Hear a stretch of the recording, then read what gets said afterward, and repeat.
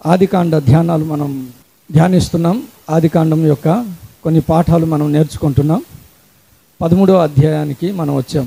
త్వరగా వెళ్ళాలని ఆశ, కానీ ప్రతి మాటలో దేవుడు తన ఉపదేశాన్ని ఇస్తూ మనతో మాట్లాడుతున్న దేవుడు. 13వ అధ్యాయానికి వచ్చాం. గత వారం ఇంతకుముందు 9వ వచనాన్ని మనం ధ్యానం చేశాం. ఈరోజు 10, 11, 12, 14 వచనాల వరకు. దేవుని బిడ్డలారా, మనము సహవాసం గురించి మనం నేర్చుకుంటున్నాం. అబ్రహాము తన యొక్క వాగ్దాన భూమి ప్రయాణానికి వెళ్తున్నప్పుడు తన జీవితంలో దేవుని యొక్క ప్రత్యక్షత కలిగిన జీవితం అని, దేవుని పిలుపు కలిగిన జీవితం తనలో మనం చూస్తాం. అంత మాత్రమే కాదు, తన జీవితంలో ప్రార్థన బలిపీఠాన్ని మనం చూసాం. ఇప్పుడు సహవాస బలిపీఠం, ఈ సహవాస బలిపీఠం యొక్క ప్రత్యేకత లేకపోతే ఇంపార్టెన్స్ ఆఫ్ ఫెలోషిప్, సహవాసము యొక్క ప్రాముఖ్యత మనం నేర్చుకుంటున్నాం. ఈ సహవాస బలిపీఠం యొక్క ప్రాముఖ్యతలో తన జీవితంలో దిద్దుబాటు ఎంతో అవసరం అని మనం చూసాం. రెండవది, తన జీవితంలో దుష్టుని యొక్క ఆనవాళ్ళను గమనించగలిగిన వాడు అబ్రహాము. ఎందుకంటే లేఖనంలో వ్రాయబడింది, అపవాది యొక్క తంత్రములను ఎరిగిన వారముగా ఉండాలని, అపవాదికి చోటు ఇవ్వకూడదు, అపవాదిని ఎదిరించాలి. కాబట్టి మన జీవితాల్లో అపవాది యొక్క క్రియలు, అపవాది దుష్టుని యొక్క ఆనవాళ్ళని మనం ఎరగాలి, దేవుని యొక్క ఆనవాళ్ళని మనం గుర్తుపట్టాలి. మూడవది, మనం చూస్తే దేవునికి మనం ఎట్టి పరిస్థితిలో దూరం అవ్వకూడదు. సహవాసం అన్యోన్యమైన సహవాసం ఉండాలంటే మన జీవితంలో ఏముండాలట? దినదినము దిద్దుబాటు. సహవాసం అన్యోన్యంగా ఉండాలంటే మన జీవితంలో ఏముండాలంటే దుష్టునికి, అపవాదికి మనం చోటు ఇవ్వకూడదు. సహవాసము అన్యోన్యంగా ఉండాలంటే దేవునికి, దేవుని బిడ్డలకి, సహవాసము సంఘానికి ఎట్టి పరిస్థితుల్లో మనం దూరం అవ్వకూడదు. ఈరోజు సహవాసము చాలా శ్రేష్టమైనదిగా ఉండాలంటే దేవుని పట్ల నీ యొక్క దృష్టి గురించి మనం ఆలోచన చేయాలి. చూడండి 10వ వచనం. 10వ వచనంలో ఏమని వ్రాయబడిందంటే, ఆదికాండం 13వ అధ్యాయం 10వ వచనం. లోతు తన కన్నులను ఎత్తి యోర్దాను ప్రాంతం అంతటిని చూచాడు, సొదొమ గొమొర్రాను చూస్తున్నాడు. లోతు యొక్క దృష్టి, ఈ వాక్య భాగంలో మనం చూస్తాం. ఇక్కడ ముగ్గురు యొక్క దృష్టి గురించి వ్రాయబడింది. నంబర్ 1, లోతు యొక్క కనుదృష్టి. లోతు కనులెత్తి చూచాడు సొదొమను. రెండవది చూడండి, 13వ వచనంలో ఏమని ఉందంటే, యెహోవా దృష్టి, దేవుని యొక్క దృష్టి సొదొమ గురించే. సొదొమ గురించి, లోతు యొక్క దృష్టి గురించి మనం ఆలోచన చేయాలి. నంబర్ 1. నంబర్ 2, సొదొమ గురించి దేవుని యొక్క దృష్టి ఎలాంటిదో మనం గమనించాలి. నంబర్ 3, 14వ వచనంలో ఏమని ఉంటుందంటే, ఇదిగో నీ కనులెత్తి అని అబ్రహాము, అంటే అబ్రహాము యొక్క దృష్టి. లోతు యొక్క దృష్టి, లోతు యొక్క దృష్టి, ఆయన కనులెత్తి సొదొమ వైపు చూచే ముందు ఊరు పట్టణము నుండి ఈ బేతేలు వరకు ప్రయాణం చేసిన ఈ ప్రయాణం అంతటిలో లోతు యొక్క దృష్టి ఎవరైనా ఉన్నారంటే అది ఎవరంట? అబ్రహామే. ఇన్ని సంవత్సరాల ప్రయాణంలో చాలా జాగ్రత్త వినండి, లోతు యొక్క కనుదృష్టి ఎవడైనా ఉన్నారంటే అబ్రహామే. అబ్రహాము హారానుకు వెళ్తే లోతు అక్కడికి వెళ్ళాడు. అబ్రహాము ఐగుప్తుకి వెళ్తే లోతు అక్కడికి వెళ్ళాడు. అబ్రహాము బేతేలుకి తిరిగి వస్తే లోతు అక్కడికి వచ్చాడు. మీరు చాలా జాగ్రత్త వినండి. లోతు యొక్క దృష్టికి ముందు లోతు యొక్క పరిస్థితి ఎలాంటిది తెలుసా? అబ్రహాము యొక్క ప్రయాణము వాగ్దాన భూమి గురించి, ఆయన ప్రత్యక్షత, పిలుపు, తన ప్రయాణములో ఎక్కడ తప్పిపోలే. అబ్రహాముతోనే ఉన్నవాడు లోతు. అబ్రహాము నీతిమంతుడని వ్రాయబడింది. లోతు గురించి పేతురు పత్రిక, 2వ పేతురు పత్రిక 5వ అధ్యాయంలో లోతు కూడా నీతిమంతుడు. అబ్రహాము ఆస్తిపరుడని వ్రాయబడింది. లోతు కూడా ఆస్తిపరుడు. ఇక్కడికి వచ్చేసరికి ఉన్న పాటున ఒక అవకాశం దొరికింది. ఉన్న పాటున దేవుని ప్రత్యక్షత కలిగిన దైవజనుడు, దేవుని పిలుపు అందుకున్న దైవజనుడు, అనేకుల కొరకు ప్రార్థన చేసిన దైవజనుడు, వాగ్దాన భూమి కొరకు ప్రయాణం చేస్తున్న దైవజనుని టక్మని విడిచిపెట్టేశాడు. లోతు యొక్క దృష్టి మొత్తాన్ని విడిచిపెట్టేసి సొదొమ వైపు తన దృష్టి. ఈరోజు మనం ఆలోచన చేయాలి. సొదొమ పట్ల తన దృష్టి ఎప్పుడైతే పడిందో ఇన్ని సంవత్సరాలు తన ప్రయాణము, తన సహవాసము ఒక్క క్షణములో విడిచిపెట్టేశారు. ఇక్కడ కూర్చున్న మన జీవితాల్లో కూడా ఒకవేళ లోతు లాంటి దృష్టి ఉందేమో. బైబిల్ గ్రంథంలో ఇలాంటి వారిని చాలామందిని చూస్తాం. ఎంతో దేవునితో సహవాసం చేసిన వాళ్ళు.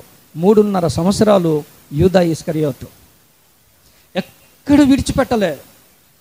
ప్రైమ్ పోస్ట్లో, ముఖ్యమైన పోస్ట్లో ఉన్నవాడు యూదా ఇస్కరియోతు. ఒక దినాన్న పస్కా గురించి దేవుడు తన శిష్యులతో మాట్లాడుతూ ఉంటే డబ్బు కొరకు 30 వెండి నాణేల కొరకు అంతే విడిచిపెట్టేశారు. దేవుని బిడ్డలారా, ఈరోజు దేవుడు మనకు అడుగుతున్న ప్రశ్న, దేవుడు మనకు బోధిస్తున్న ఉపదేశం, ఒకవేళ నీ జీవితంలో, ఈ సహవాసంలో, ఈ పరిచర్యలో ఒకవేళ సొదొమ గొమొర ప్రాంతం నిన్ను కూడా దుష్టుడు చూపించి ఒకవేళ సహవాసము నుండి, దేవుని సహవాసము నుండి వేరుపరుస్తాడేమో. లోతు అనుకున్నాడు అబ్రహాముని విడిచిపెడతానని అనుకున్నాడు. చాలా జాగ్రత్త వినండి. లోతు యొక్క ఆలోచన ఏంటి? ఒక పరిస్థితి వచ్చింది, అబ్రహాముని విడిచిపెట్టి స్వేచ్ఛగా వెళ్ళిపోతానని అతను అనుకున్నాడు. బైబిల్ చెప్తుంది ఏంటి తెలుసా? అబ్రహామునకు మించినది లోతు కోల్పోతున్నాడు. అబ్రహామునకు మించినది లోతు కోల్పోతున్నాడు. అదేంటంటే సృష్టికర్త అయిన దేవుడు, వాగ్దాన భూమి ఇచ్చిన దేవుడు, ఎన్నో ప్రణాళికలు కలిగి ఉన్న దేవుణ్ణే కోల్పోయే ప్రమాదము లోతు జీవితంలో ఏర్పడింది. కాబట్టి దేవుని బిడ్డలారా, మన జీవితాల్లో మనం నేర్చుకుందాం. ఇటు అబ్రహాము, ఇటు లోతును పెట్టాను. లోతుని వెంట పెట్టుకొని లోతు నీతిమంతుడు అని పరిశుద్ధాత్మ దేవుడు రాయించాడంటే అబ్రహాము ఎంత ట్రైనప్ ఇచ్చుంటాడండి. లోతు యొక్క ప్రయత్నం కానీ, ప్రయాస కానీ, తన ఆత్మీయ జీవితంలో, తన ప్రయాణంలో ఏమైనా మనకు కనిపిస్తుందా బైబిల్లో? ఏమీ లేదు. కేవలము అబ్రహాముతో సహవాసం కలిగి ఉండడం బట్టి నీతిమంతుడు. ఈరోజు నీ జీవితంలో నీకు దర్శనం లేకపోవచ్చు, దేవుని ప్రణాళికలో ఉన్నావో లేదో, కానీ దేవుని దర్శనం కలిగిన, దేవుని ప్రణాళిక కలిగిన సంఘంలో, సహవాసంలో, సేవకునితో నువ్వు ఉంటే లోతుకున్న ఆశీర్వాదాలన్నీ నీ జీవితంలో కూడా ఉంటాయి. దేవుని బిడ్డలారా, నంబర్ 1, లోతు దృష్టిలో అబ్రహాం ఎంత బాధపడి ఉంటాడు తెలుసా? అబ్రహాం ఎక్కడ సంతోషపడలేదు లోతు వెళ్ళిపోయినందుకు. ఒక మాట అన్నాడు, నువ్వు ఇటు వెళ్తే నేను ఇటు వెళ్తాను అన్నాడు. కానీ వెళ్ళిన తర్వాత శత్రువు దాడి చేశాడు లోతుని. ఎలాంటి శత్రువు దాడి చేశాడు తెలుసా? 5 రాజుల్ని ఓడించి లోతు యొక్క ఆస్తి, లోతు యొక్క పిల్లల్ని, స్వాస్థ్యాన్ని అన్ని పట్టుకెళ్ళిపోయాడు. 5 రాజుల్ని ఓడించిన రాజుని అబ్రహాం వెళ్ళి అటాక్ చేసి లోతుని బయటికి విడిపించి తీసుకొచ్చాడు. ఎంత ప్రేమ, ఎంత కన్సర్న్. ఈరోజు దేవుడు కూడా నీ పట్ల అదే కన్సర్న్. నువ్వు లోకం వైపు, ఈరోజు నువ్వు వాగ్దానం వైపు వెళ్ళాల్సిన వాడువు. ఈరోజు లోకంలో ఏదో నీకు సొదొమ గొమొర కనిపించింది, నువ్వు వెళ్ళిపోతున్నావు. అంత మాత్రమే కాదు, ఒక రోజు వచ్చింది సొదొమ గొమొరను నాశనం చేస్తానని దేవుడు చెప్తే దేవుని ఎదుట కన్నీరు కార్చి బతిమాలుకొని రక్షించడానికి ప్రయత్నం చేసినవాడు. ఎక్కడ లోతు విషయంలో సరదా సంతోషం అతనికి లేదు. నీవు దేవునితో, దేవుని బిడ్డలతో, దేవుని సేవకునితో ఎడబాటు, దూరమైపోవడం అబ్రహామునకు ఇష్టం లేదు, దేవునికి ఇష్టం లేదు. నంబర్ 1, నీ జీవితంలో అన్యోన్యమైన సహవాసము, సేవకునితో, సంఘముతో, దేవునితో నువ్వు కలిగి ఉండాలని దేవుడు కోరుకుంటున్నాడు. ఒకవేళ మన జీవితాల్లో లోతు లాంటి దృష్టి మనకు కూడా ఉంటే, ఏముంది ఇక్కడ నుండే కదా వెళ్ళిపోతున్నాం అనుకుంటే అంతకు మించి లోతు నష్టపోతున్నాడు. నంబర్ 1. నంబర్ 2 చూడండి, లోతు యొక్క ఇక్కడ ఏమని ఉందంటే, లోతు తన కన్నులెత్తి ఈ పదం దగ్గర చాలాసార్లు ధ్యానం చేశాం. నంబర్ 2, లోతు యొక్క దృష్టిలో ఒకటి గమనించాం, అబ్రహాము ఎంత బాధపడ్డాడో, ఎంత పెయిన్ఫుల్గా ఫీల్ అయ్యాడో. ఇన్ని సంవత్సరాలు నడిపించాడు, ఆస్తి పరుడుగా చేశాడు, నీతి పరుడుగా చేశాడు, వాగ్దానం భూమి వైపు నడిపిస్తున్నాడు. ఇవన్నీ కాదనుకొని సొదొమ వైపు వెళ్ళిపోయాడు లోతు. నంబర్ 2, తన దృష్టిలో ఏమని ఉందంటే, లోతు తన కన్నులెత్తి అనే పదం దగ్గర నేను ఆలోచించున్నాను. ఒక అవకాశం వచ్చింది, లోతు చూస్తున్నాడు. అబ్రహాము దృష్టి అలాంటిది కాదు. అబ్రహాము దృష్టి అలాంటిది కాదు. అవకాశం దొరికితే అతను కూడా చూచేవాడు కాడు. చూడండి 14వ వచనం, ఆదికాండం 13వ అధ్యాయం. అబ్రహాము ఎలాంటి వాడు తెలుసా? అవకాశం దొరికింది కదా అని కన్నులెత్తి చూచేవాడు కాదు అబ్రహాము. దేవుడు చెప్తున్నాడు, ఆ మాట దగ్గర నాకు వచ్చింది. దేవుడు అనుమతి ఇస్తే చూచేవాడు అబ్రహాం. తన కను దృష్టి దుయునో, అబ్రహాము తన దృష్టిలో విచ్చలవిడితనం లేదు, తన దృష్టిలో స్వేచ్ఛకి అవకాశం ప్లేస్ ఎక్కడ ఇవ్వలేదు. తన కను దృష్టిలో దేవుడు అనుమతిస్తే, మీకు ఇంతకుముందు నేను చూపించాను, ఒకసారి తీస్తారా? కీర్తనల గ్రంథం 104వ అధ్యాయం 21వ వచనం. దానియేలు చూస్తుంటే సింహాలకి ఎలాగ ఉందట, చూడ్డమే, అరుపులు కేకలు, దొరికాడనేసి. కానీ సింహం మనకు నేర్పిస్తున్న పాఠం, ప్రభువా నీ చేత్తో నువ్వు ఇస్తే నేను తీసుకుంటాను. ఈరోజు ఎలాంటి దేవుని బిడ్డగా ఇక్కడ ఉన్నావు? దేవుని చేత మేపే ప్రజలముగా మనం ఉండాలి. దేవుడు సహాయం చేస్తే మనం అనుభవించే వాళ్ళముగా ఉండాలి. సంతోషము సహవాసంలో దొరికినంత వరకు ఎక్కడ సంతోషించలే. దేవుని చేత ఆహారమును పొందడానికి ఇష్టపడినది సింహం. దేవుని బిడ్డలారా, మన జీవితాల్లో ఆలోచన చేద్దామా? నీ కన్నులెత్తు అన్నంత వరకు సైలెంట్గానే ఉన్నాడు. నువ్వు ఇటు వెళ్తే నేను ఇటు వెళ్తాను అన్నాడు. వెళ్ళాడా? వెళ్ళలేదు, అడుగులు వేయలేదు. ఈ దినాల్లో మనుషులకి అవకాశం దొరకాల, చెలరేగిపోతారు అంతే. దేవుని బిడ్డలారా, ఈరోజు నేను ప్రార్థన చేస్తున్నాను, ప్రభువా నీ దగ్గరికి వచ్చిన ప్రజలకి కాపర్లు లేని గొర్రెల్లాగా వాళ్ళు ఉంటే వారికి నువ్వు ఆహారం పెట్టావు కదా, నీ ఉపదేశం దయచేవి ప్రభువా, నాకు సామర్థ్యం లేదు ప్రభువా అని నేను ప్రార్థన చేస్తూ వెళ్ళిపోతున్నాను. దేవుడు నాతో మాట్లాడాడు. సురేంద్రపాల్, ఆ ప్రజలకి శాస్త్రులు ఉన్నారు, పరిసయ్యులు ఉన్నారు, సమాజ మందిరాలు ఉన్నాయి, లేరా? 3 దినాలు దేవుని దగ్గర ఉంటే దేవుడు ఉపదేశం చేస్తున్నాడు. వాళ్ళని చూచి దేవుడు ఒక మాట అన్నాడు. ఏమంటాడు? కాపరి లేని గొర్రెలు, కాపర్లు లేరా? శాస్త్రులు పరిసయ్యులు ఉన్నారు, సమాజ మందిరాలు ఉన్నాయి. సురేంద్రపాల్, నువ్వు ఒకవేళ అలాంటి కాపరిగా ఉంటే నువ్వు హోరు సంఘంలో ఉన్నా నువ్వు లేనోడుగానే నేను ట్రీట్ చేస్తానన్నాడు. నేను దేవుని దగ్గర ఏడ్చాను, ప్రభువా నా సేవ జీవితంలో ఒక శాస్త్రిలాగా, ఒక పరిసయ్యుడిలాగా నేను ఉండకూడదు ప్రభువా. నువ్వు విశ్వాసిగా ఉన్నా విశ్వాసిగా లేనట్టే ట్రీట్ చేస్తాడు. దేవుని యొక్క అనుమతి లేకుండా మన ఇష్టం వచ్చినట్టు మనం బ్రతుకుతే మన సరదా, మన సంతోషము. ఇదిగో లోతు యొక్క దృష్టి. లోతు చూచాడు, తన కన్నులెత్తి అన్నాడు. దేవుడు అంటాడు, నీ కన్నులెత్తి చూడమన్నాడు. నీ జీవితంలో నీ సంతోషానికి, నీ సరదాకి, నువ్వు అనుభవిస్తున్న నీ జీవితానికి దేవుని అనుమతి ఉందా? దేవుడు దినదినము మనకు జీవం ఇస్తే బ్రతుకుతున్నాం, దినదినము మనకు ఆయుష్నిస్తే మన కుటుంబాలని చూస్తున్నాం. దేవుని యొక్క కృపను పొందిన నీ జీవితంలో విచ్చలవిడితనం మనకు ఉండడానికి వీల్లేదు. దేవుని అనుమతి లేకుండా మన జీవితంలో ఏదే కానీ మనం అనుభవించడానికి వీల్లేదు. దేవుని బిడ్డలారా, ఇక్కడ మనం చూస్తే దేవుని యొక్క దృష్టి, దేవుని యొక్క అనుమతితోనే చూచేవాడు అబ్రహాము. ఒకటి గమనించండి దేవుని బిడ్డలారా, లోతు ఎలాంటి వాడు అంటే అతనికి ఇష్టం వచ్చింది అతను చేసేస్తున్నాడు అంతే. ఏది చేయాలో అది చేసేస్తున్నాడు, ఎక్కడికి వెళ్ళాలో అక్కడికి వెళ్తున్నాడు, ఏం మాట్లాడాలో అది మాట్లాడుతున్నాడు అంతే. తన జీవితంలో ఎటువంటి ఫీలింగ్స్ లేవు. ఆత్మీయత లౌకికమైనదా, పరిశుద్ధమైనదా, దెర్ ఇస్ నో డిఫరెన్స్.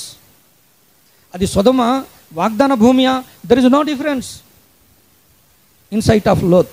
కానీ దేవుని బిడ్డకు దేవుని వాక్యములో కొన్ని గైడ్ లైన్స్ ఉన్నాయి. లేవికాండం 10వ అధ్యాయం 10వ వచనం చూస్తారా? ఓ దేవుని బిడ్డ, పరిశుద్ధమైనది ఒకటి ఉంది, అపవిత్రమైనది ఒకటి ఉంది. Do you know how to draw? దాన్ని సపరేట్ చేయడం నీకు వచ్చా? సెక్యులర్ అన్నా నీకు తెలియదు, స్పిరిచువల్ అన్నా నీకు తెలియకపోతే ఇట్ ఈస్ వెరీ పెథటిక్. కన్నులెత్తి చూచాడు, సొదొమ ఏంటో వాగ్దాన భూమి అంటో తెలియనివాడు.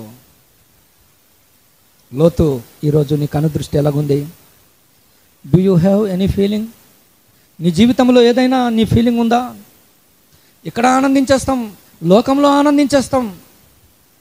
సింహం పిల్లలు అంటున్నాయి, ఆకలి ఒకవైపు, బాధ ఒకవైపు గర్జిస్తుంది, కానీ దేవుని చేతి నుండి తీసుకొని చూచుతున్నాయి. వా, మేము యూనివర్సిటీలో చదివినప్పుడు చాలా పేదరికమే. మా అన్న రూమ్లో నేను ఉండేవాడిని. ప్రభువా, మా కన్నీళ్ళు ఎప్పుడు తుడుస్తావని ఎప్పుడు పాడుకుంటూ బాధలో ఉండేవాడిని. ఫ్రైడే సాటర్డే ఖచ్చితంగా ఫాస్టింగ్ ఉండేవాడిని. మొదటి పేదరికం, ఫాస్టింగ్ ఉండి ఆ రోజు అసలు తినకుండా. ఒకరోజు నేను లూజ్ టాక్ చేశాను ఒక బ్రదర్ దగ్గర, మన ఈ ప్రఫుల్ అన్న తమ్ముడి దగ్గర.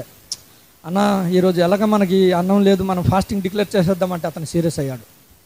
అన్నం లేదు కాబట్టి నువ్వు ఫాస్టింగ్ అనొద్దు అన్నాడు. నాకు జిగ్మన్నది. అన్నం లేదు కాబట్టి నువ్వు ఫాస్టింగ్ అని అనొద్దు. నువ్వు అన్నీ ఉన్నా నీ జీవితంలో దేవుని కొరకు ఒక తీర్మానం. గమనించండి దేవుని బిడ్డలారా, నాకు ఏ రోజు ఏ స్వీట్లో వచ్చేది కాదు. కరెక్ట్ సాటర్డే నాకు ఎవడో ఒకటి స్వీట్ తెచ్చి ఇచ్చేవాడు. ఇలా స్వీట్ చూసేవాడిని. మరొక వైపు దేవుని దగ్గర ఒక తీర్మానం కదా, వద్దులే ప్రభువా, లేకపోయినా పర్వాలేదు ప్రభువా. స్వీట్ కొనే అంత సామర్థ్యం లేదు. రోజుకి 10 రూపాయలు భోజనంతోనే బ్రతికాను. ఈవెన్ మా దేవకుమార్ అన్నకు కూడా నేను చెప్పలే. హాస్టల్ ఉన్నంత వరకు హాయిగా ఉండేది. లేదు అంటే ఆ రోజంతా సురేంద్రపాల్ తిన్నది ఎంత అంటే రోజుకి 10 రూపాయలు.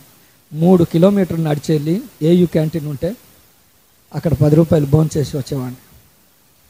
Such a painful thing. ఆదివారము ఆరాధనకు వెళ్తే రిటర్న్ జర్నీలో ఆహారం ఉండేది కాదు, నీళ్లు తాగి గడిచేవాళ్ళం. అయినా పర్వాలేదు. దేవునిలో సంతోషం, తమ్ముడు అన్నాడు కదా, దేవునిలో ఆనందించడానికి ఏదైనా ఉందంటే దేవుని వాక్యమే. దేవుని బిడ్డలారా, నేర్చుకుందాం మన జీవితాల్లో. లోతు దృష్టిలో పరిశుద్ధమైనదేదో అపవిత్రమైనదేదో సపరేట్ చేయడం తెలియదండి. మరొకసారి చదువు చెల్లి. లేవియాకాండం 10వ అధ్యాయం 10వ వచనంలో, ప్రతిష్ఠింపబడిన దానిలో నుండి యు డ్రా ఇట్. లౌకికమైనవి అపవిత్రమైనది తీసే. నీ జీవితంలో ఏదేదైతే పరిశుద్ధం ఉందో అందులో ఏదైనా ఒకవేళ గురుగులు కలిసిపో ఉంటే తీసే. లోతు తీయలేకపోయాడు. అబ్రహాము జీవితంలో తన దృష్టిలో అతనికి తెలుసు, అటు ఆయన వెళ్ళిపోయాడు, అది పచ్చదనంగా ఉంది, పర్వాలే, ఇక్కడే ఉండిపోయాడు. ఇటు వెళ్ళిపోతానన్నాడు కానీ వెళ్ళలేదు. దేవుడు అనుమతించిన నీ కన్నులెత్తు అన్నంత వరకు సైలెంట్గా ఉన్నాడు. నంబర్ 3, లోతు తన కన్నులెత్తి చూచినప్పుడు నంబర్ 1 ఏం నేర్చుకున్నామంటే, లోతు దృష్టిలో ఎన్నో అనుభవాలు ఉన్నాయి. ఆస్తిపాస్తులు, అనుభవాలు, సహవాసం ఎంతో గడించాడు అబ్రహాముతో. సొదొమను చూచాడు, అన్నీ మర్చిపోయి వెళ్ళిపోయాడు. అంత ఎంత పెయిన్ఫుల్ కలిగించాయి. నీ దృష్టి దేవునికి బాధ కలిగిస్తే, సేవకునికి సంఘానికి బాధ కలిగిస్తే ఫుల్ స్టాప్ పెట్టు. నంబర్ 2, నీ దృష్టి ఒకవేళ దేవుని అనుమతి లేకపోతే, సెల్ ఫోన్ చూస్తున్నావా, మూసేయి. లోకంలో సినిమా చూస్తున్నావా, మూసేయి. చూడండి ఒక మంచి మాట, యోబు గ్రంథం 31వ అధ్యాయమా. ఆయన తన నిబంధన, కన్నులతో నిబంధన ఉందా నీకు? యవనస్తులారా, ఉందా? ఏదైనా చూస్తే దాంట్లో అలా కొనసాగి వెళ్ళిపోతామా? పరిశుద్ధమైనది నీ జీవితంలో దేవుడు నీకు ఇచ్చాడు. అపవిత్రమైనవి, లౌకికమైనవి delete, remove it. You should know how to draw from spiritual to secular. పరిశుద్ధమైన దానిలో నుండి లౌకికమైన వాటిని డే బై డే తీసేయడానికి దేవుడు మనకు ఈ సహవాసము కదా, ఈ ప్రార్థన దేనికి? పరిశుద్ధంలో నుండి లౌకికమైనవి, పాపయుక్తమైనవి, అపవిత్రమైనవి తీసివేయడానికే. నంబర్ 3, లోతు తన దృష్టిలో సొదొమను చూచాడు. గమనిస్తున్నారా? నీ జీవితంలో, నీ దృష్టిలో దేవునికి స్థానం లేనప్పుడు, ఆయన తన దృష్టిలో అబ్రహామునికి స్థానం లేదు, లోతు యొక్క దృష్టిలో దేవునికి స్థానం లేదు, అప్పుడు సొదొమ ఎలాగుందట? దేవుని తోటలాగా.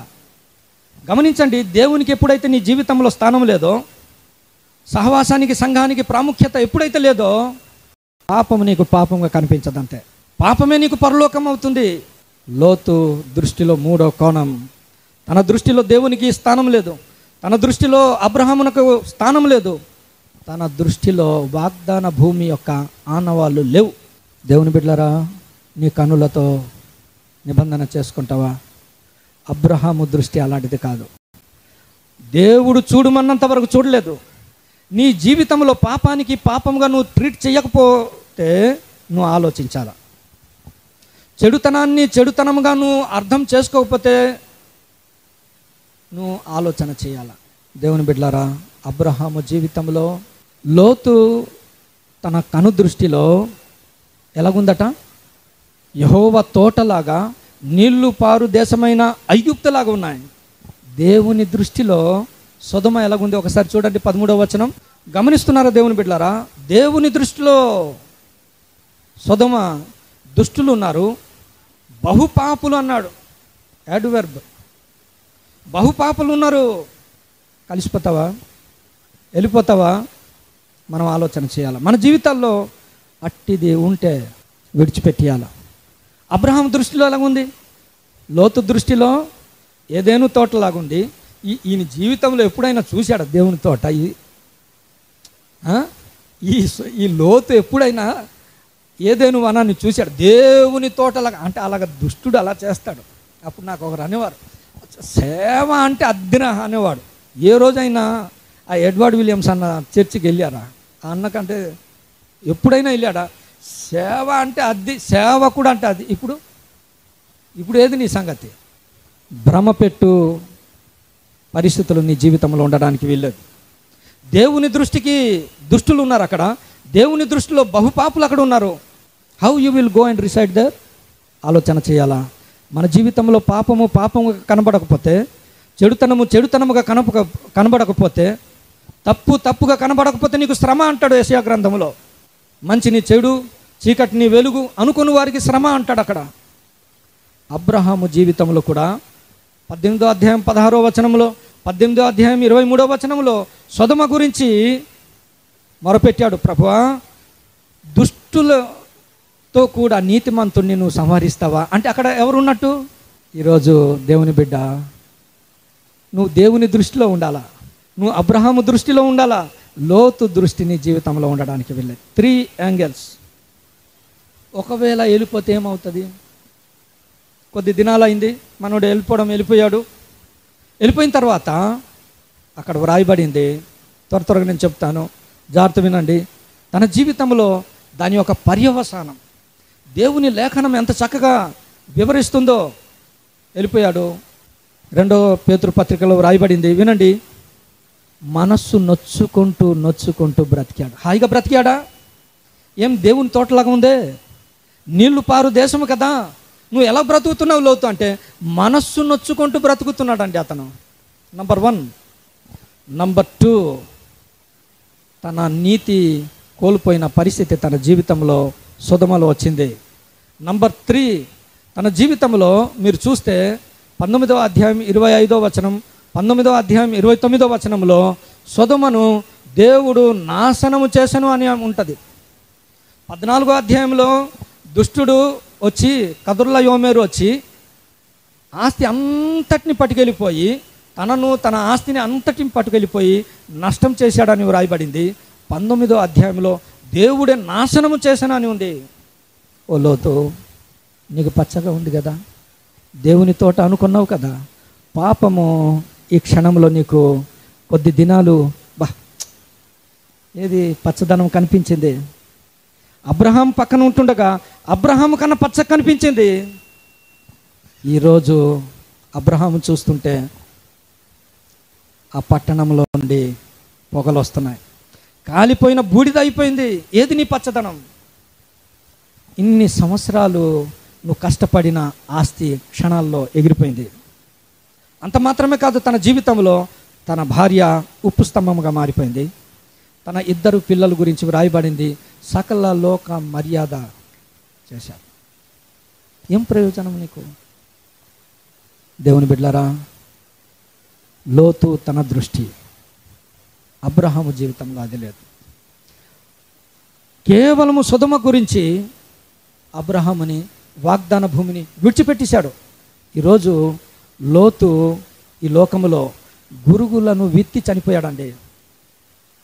మోయాబీయులు, అమోరీయులు లోకములో బాధ పెట్టే జనాంగముగా, ఇశ్రాయేలుకి బాధ పెట్టే జనాంగముగా మన జీవితంలో కూడా ఒకవేళ ఏదైనా సొదొమ లాంటి నీకు ఆనందము సరదా క్షణికములో ఆ టైంకి కలిగించేది ఏదైనా ఉంటే దేవుని తట్టు చూచినప్పుడు అబ్రహాములాగా మౌనమైపో.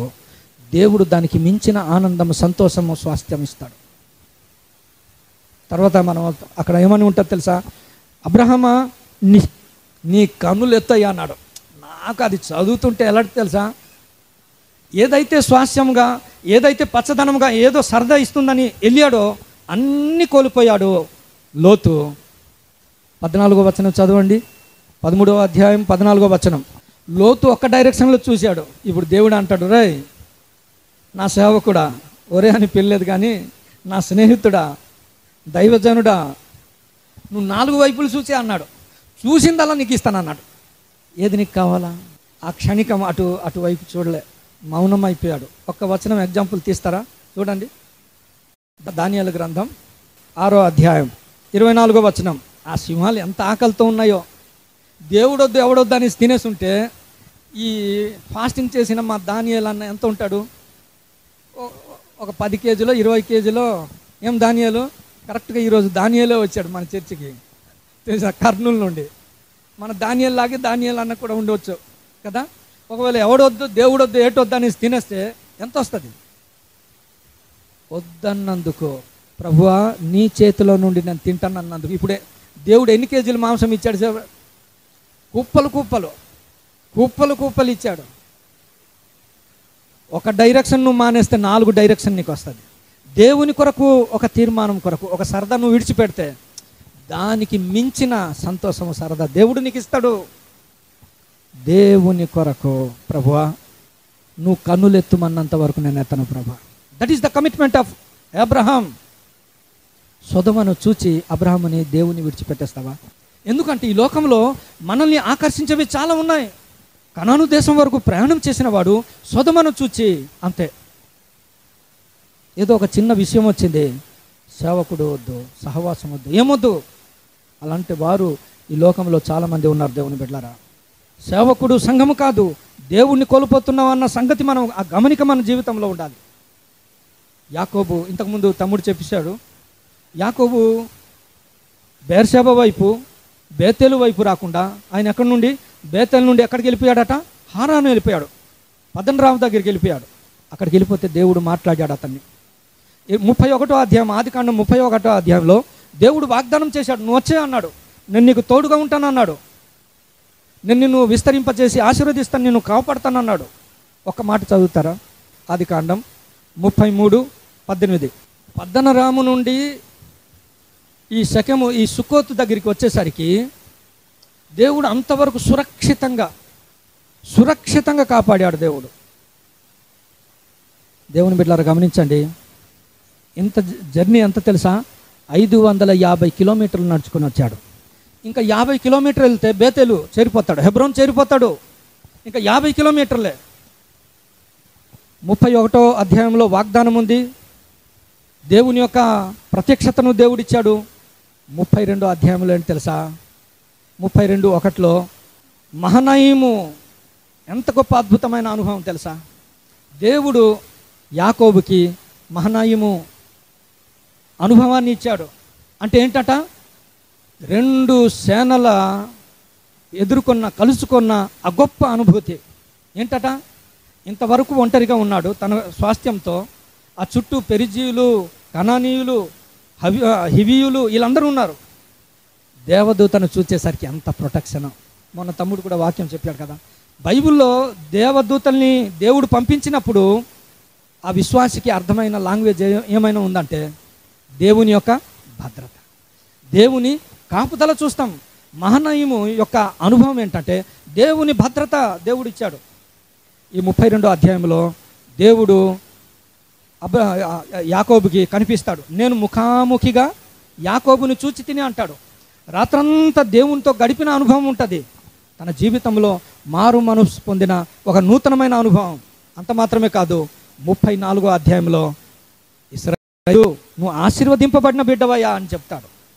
ఇన్ని గొప్ప అద్భుతమైన ఆత్మీయ అనుభవాలు కలిగిన వాడు 34వ అధ్యాయం 32 చూడండి, ఎంత బ్లెస్డ్ వన్.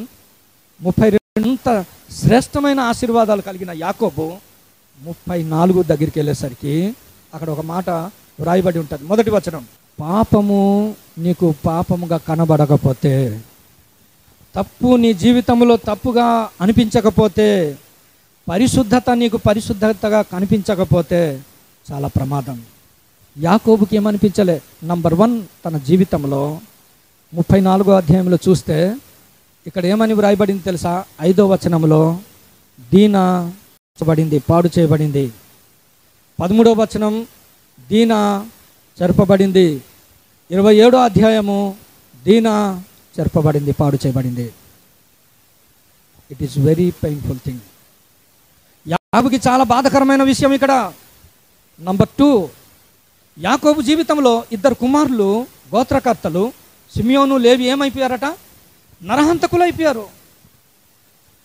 నంబర్ 3 30వ వచనంలో 34-30లో ఏమని ఉంది తెలుసా? 34వ అధ్యాయము ఎంత బాధకరమైన అధ్యాయము యాకోబు కంటే. 32 గొప్ప దీవెనకరమైన అధ్యాయము. 34 తన జీవితంలో ఏదేదైతే కలిగి ఉన్నాడో అవన్నీ కోల్పోయే పరిస్థితులు. కారణం 33. కారణము 33వ అధ్యాయము 33లో ఏమని ఉంది? 33:17లో ఒక్క వచనం చూడండి. నువ్వు ఎక్కడ ఇల్లు కట్టించాలా? దేవుడు నీకు ప్రత్యక్షత ఇచ్చింది. నువ్వు బేతేలుకి రమ్మన్నాడు, నువ్వు హెబ్రోన్కి రమ్మన్నాడు. నువ్వు ఎక్కడికి వచ్చావు? సుక్కోతుకు వచ్చి నీ పశువులకి ఇక్కడ చక్కగా ఉందనేసి నువ్వు పాకలేసేసి నువ్వు అక్కడ బస వేసేస్తే, లోతు సొదొమని చూచాడు, ఇక్కడ హాయిగా ఉంటుందని అక్కడ బస వేసాడు ఆయన. యాకోబు సుక్కోతులో ఈయన ఇల్లు కట్టించను. మనకు లేని కల్చర్ మనకెందుకు? నీ పితరులు గుడారాల్లో నివసించారు కదా, పునాదులు గల ఆ పట్టణానికి చూచారు కదా. ఈయన ఇప్పుడు ఏం చేస్తున్నాడట? మహనయీము అనుభవం, మహనయీము యొక్క అనుభవము, దేవుని భద్రత. మరొక అనుభవం చెప్పేస్తాను చూడండి, చెప్పి నేను ముగించేస్తాను. పరమగీతము మహనయీము గురించి. షూలమ్మితికి చాలా అనుభవాలు ఉన్నాయి. అయితే 7వ అధ్యాయం అనుకుంటాను చూడండి ఒక్కసారి, చివరి వచనము. షూలమ్మితి యందు ముచ్చట పుట్టించింది ఏదైనా ఉందా? చాలా ఉన్నాయి. షూలమ్మితి దేవుని సంఘానికి సాదృశ్యము, దేవుని ప్రియురాలు పెండ్లి కుమార్తెకి సాదృశ్యం. ముచ్చట పుట్టించేదండి. గొప్ప సరదా అయిపోయాను నేను. సురేంద్ర పాల్, నీలో ముచ్చట పుట్టించేది ఏదైనా ఉందా? స్టీఫెన్, నీలో ముచ్చట పుట్టించేది, షూలమ్మితిలో ముచ్చట పుట్టించేది ఏదైనా ఉందంటే అదేంటట? మహనయీము. దేవుని బిడ్డలారా, ఉందా ఈరోజు నీకు? అక్కడ చాలా యెరూషలేము కుమార్తెలు ఉన్నారు, ఆరులు లేరు, దాసదాసీలు ఉన్నారు, ఉపపత్నులు ఉన్నారు, రాణులు ఉన్నారు. ముచ్చట పుట్టించేది ఏదైనా షూలమ్మితిలో ఉందంటే మహనయీము. అదేంటట? మహనయీము అనగా దేవునితో కలుసుకొనుట, ప్రియుడితో సహవాసం చేయుట. నీ జీవితంలో అది లేకపోతే ఎదుకో. ఫిలెమోను గురించి వ్రాయబడింది ఒక వచనం తీయండి ఒకసారి. ఫిలెమోను పత్రిక 7వ వచనం. నీ మూలమున సంఘం అంతా అండి, ఇది గుర్తుపెట్టుకోండి, నీ మూలమున సంఘం ఎప్పుడు బాధపడడానికి వెళ్ళే. ఓ లోతు, మూలమున అబ్రహాం ఎంత బాధపడ్డాడో, ఇన్ని సంవత్సరాలు నీతో సహవాసం చేశాడు, ఒక దగ్గరికి వచ్చి ఒక ప్లేస్కి వచ్చాడు, ఉన్న పాటను విడిచిపెట్టి వెళ్ళిపోయాడు. There is no feeling. నాకు ఆ అధ్యాయాలు చదివితే ఎంతసేపు నేను ధ్యానం చేశాను తెలుసా? లోతు విడిచిపెట్టి వెళ్ళిపోయాడు, దేవుడు ఎంటర్ అయిపోయాడండి. అందుకే నేను రాసిన పాటలో, నన్ను మరువని వాడవు నీవే ప్రభు, నన్ను విడువని వాడవు నీవే ప్రభు. దేవుడు మనల్ని మర్చిపోయేవాడు కాదు, మనల్ని విడిచిపెట్టేవాడు కాదు. అబ్రహాం అతను విడిచిపెట్టేస్తే దేవుడు వచ్చాడు, దేవుడు సహవాసం చేశాడు, దేవుడు తమ్ముడు చెప్పినట్టు వాక్యాన్ని ఇచ్చాడు, వాగ్దానం ఇచ్చాడు, ఆశీర్వదించాడు. షూలమ్మితికి మహనయము అనుభవం ఉంది, దావీదుకి మహనయము అనుభవం ఉంది. మహనయముకి దావీదు వచ్చినప్పుడు 3 దేశస్థులు 3 గ్రామస్తులు వచ్చేసి అన్ని ఆహార పదార్థాలు తీసుకొచ్చారు. మహనయము యొక్క ముచ్చట ఏంటి తెలుసా? దావీదు యొక్క ఆకలి చెప్పినా చెప్పకపోయినా, అవసరాలు చెప్పినా చెప్పకపోయినా అన్ని సమకూర్పు మహనయములో జరిగింది. మహనయములో దేవుని భద్రత ఉంది, మహనయములో దేవుని యొక్క సహవాసం ఉంది, మహనయములో ప్రతి అవసరాలు తీర్చబడుతున్నాయి. సచ్ ఎ వండర్ఫుల్ ప్లేస్ కి యాకోబు వచ్చాడు. అయితే సుక్కోతుకి వచ్చి అది చూస్తే ఇది చక్కగా నా పశువులకి బాగుంది అనుకున్నాడు. లోతు ఏదైతే నీకు చక్కగా ఉంది, పచ్చగా ఉంది అనుకున్నాడో అవన్నీ కోల్పోయాడు. యాకోబు ఏదైతే నువ్వు ఇది బాగుంది కదా అని ఇల్లు కట్టించుకొని అక్కడ నివాసం చేశాడట. ఈరోజు చెట్టు అదేమంటారు, బ్రతుకు దేవుడా అని పడాపంచలైపోయాడంతే. మన జీవితాల్లో నేర్చుకుందాం. 35వ వచనం ఆదికాండం. అబ్రహాము హెబ్రోన్కి ఇంకా వెళ్ళిపోయాడు అంతే.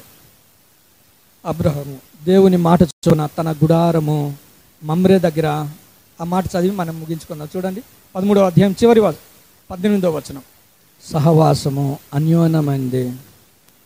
నీ జీవితంలో శ్రేష్టమైన సహవాసం ఒకవేళ సొదొమ గొమొర్రా నీకు పచ్చగా కనిపించవచ్చు, అది నీకు శాశ్వతం కాదు. లోకము నీకు పచ్చగా కనిపించవచ్చు, నీకు ఎంతో నెమ్మది కలిగించే స్థలం కావచ్చు, అది క్షణికమే. దేవుని దృష్టిలో రిజెక్ట్ చేయబడింది, దేవుని దృష్టిలో శపించబడింది. ఓ దేవుని బిడ్డ, లోతు లాంటి కనుదృష్టి ఒకవేళ ఉంటే తీసేయి.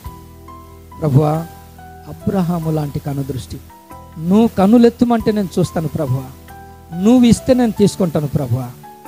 దేవుని చేత ఆశీర్వదింపబడిన అబ్రహాము చివరికి హెబ్రోనికి వచ్చి శ్రేష్టమైన సహవాస బలిపీఠం, నీ ద్వారా ఒక సహవాస బలిపీఠం కట్టబడాలి. సొదొమను చూచి సహవాసాన్ని నువ్వు పాడొచ్చొయ్యొద్దు. సుక్కోతును చూచి వాగ్దానాన్ని మర్చిపోయాడు, బేతేల్ని మర్చిపోయాడు, మమ్రే హెబ్రోను మర్చిపోయాడు యాకోబు. భయం పట్టుకుంది, కూతురు జీవితం పాడైపోయింది, 2 కుమారులు నరహంతకులు అయిపోయారు. దేవుని బిడ్డలారా, నేర్చుకుందాం, మోకరిద్దాం, ప్రార్థన చేద్దాం.